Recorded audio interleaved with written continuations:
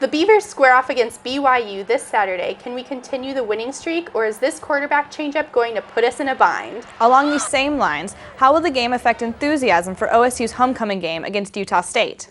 Don't forget to register to vote. The deadline to turn in ballots is coming up soon. We'll have this and more on tonight's episode of the Beaver News.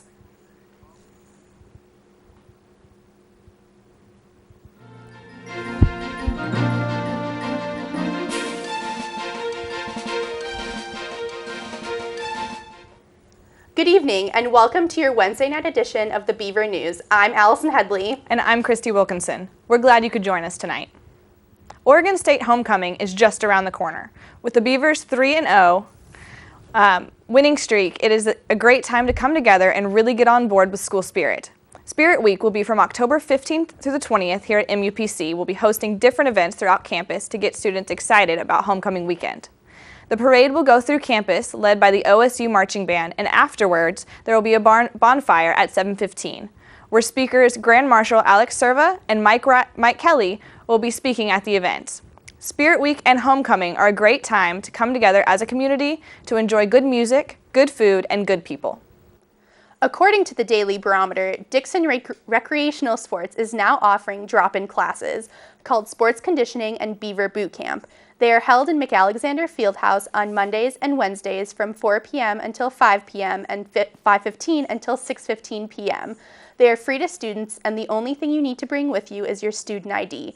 Students do a quick warm-up followed by a game of scatterball, which means if you get hit with a ball, you do 10 push-ups, squats, or sit-ups, then continue playing. The class also consists of interval training. They are not considered fit pass classes, but they do serve the same purpose. You may have noticed the blue t-shirts walking around campus, encouraging you to register to vote. With the election just around the corner, many students are making sure to get their paperwork in so that they can get their voices heard. While on campus today, I spoke with a member of the Organizing for America, a pro-Obama voter registration organization. The group uses the opportunity to register an individual to vote as a time to promote President Obama's re-election. While this organization is pro-Obama, they register anyone and everyone regardless of political affiliation. If you haven't registered to vote yet, you can do so with the Organize for America organization or with any of the Rock the Vote volunteers you see on campus as well as in the OSU office. Voting registration ends October 16th, this upcoming Tuesday. Have you registered to vote, Allison? I certainly have. I've been following the presidential debate pretty closely. That's great to hear. I've heard that many people are worried about where they can change their ballot to be sent. Yeah, but let's not forget that there are a lot of people on campus and students with those problems. This Friday, Oregon State University will be holding the 3rd annual Be Well and Run in the Memorial Union Quad. This year, there's a 5K running course as well as a mile walking course. There will be activity stations that will teach participants about the Healthy Campus Initiative, which includes physical activity, stress management, nutrition, and a smoke-free campus. You can register as an individual or as part of a group. Costumes are encouraged. The run starts at 3:30 in the quad. The event is free and open to the public. For more information, go to oregonstate.edu/bewell. As the race for the presidency comes to a close end, many students are struggling to find a place in which they can actively watch the debates. OSU has their answer. They will be broadcasting all of the upcoming presidential debates in the MU Lounge. The vice presidential debate will be on October 22nd at 6 p.m. While the debate will not have a student-led commentary afterwards, the next debate will offer a discussion where students can voice their opinions, concerns, and comments regarding the possible presidential leaders. The German Film Festival continues tonight at the Darkside Cinema located on 4th Street. The festival is sponsored by Oregon State University's School of Language, Culture, and Society. The festival is free and open to the public. Seating is limited, so get there early. Tonight's films include The Blue Light, which starts at 7 p.m., and All My Girls, which starts at 8 p.m. The German Film Festival goes until Friday. In light of the recent student suicide, Mental Health Day on campus could not have come at a better time. Mental Health Day promotions held booths in the afternoon that focused on promoting ways to deal with your own mental health. The booth's activities ranged from strategies in combating stress in your daily life to how proper nutrition can affect your health. Mental Health Day is a singular event which focuses on the importance of handling your stress in a healthy way.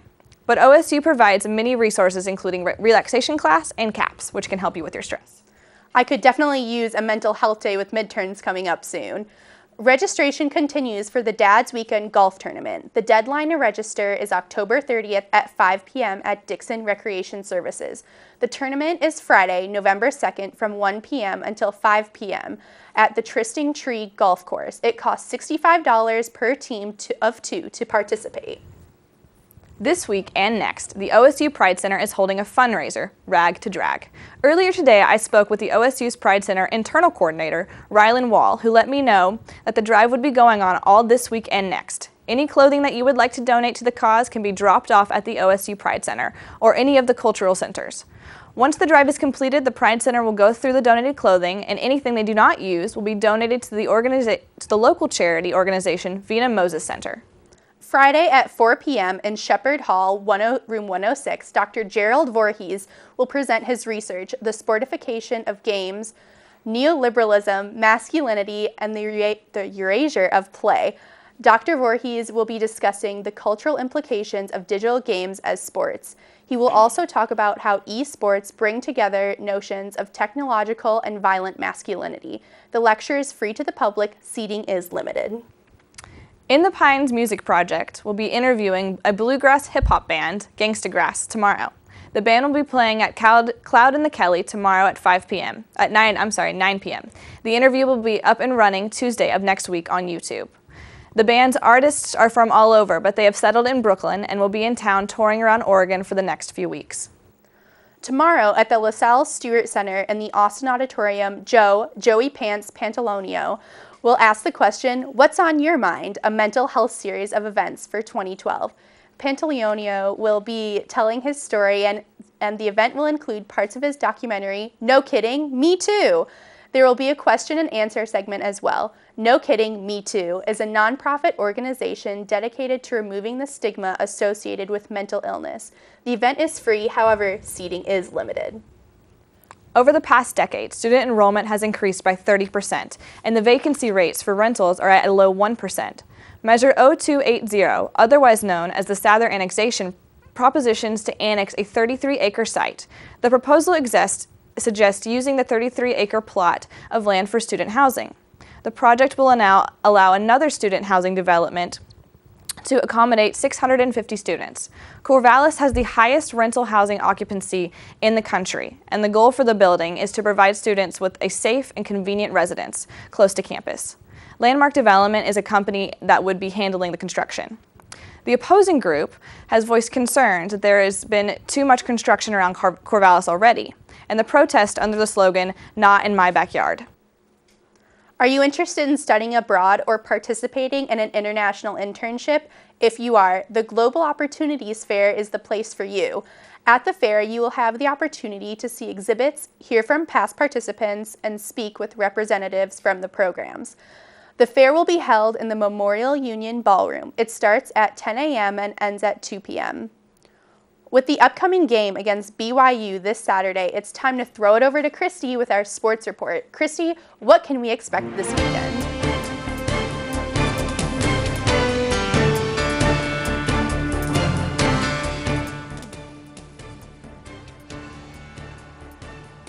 There have been a lot of curveballs thrown at Beaver football this week, and the upcoming game at BYU is on the forefront of everyone's mind.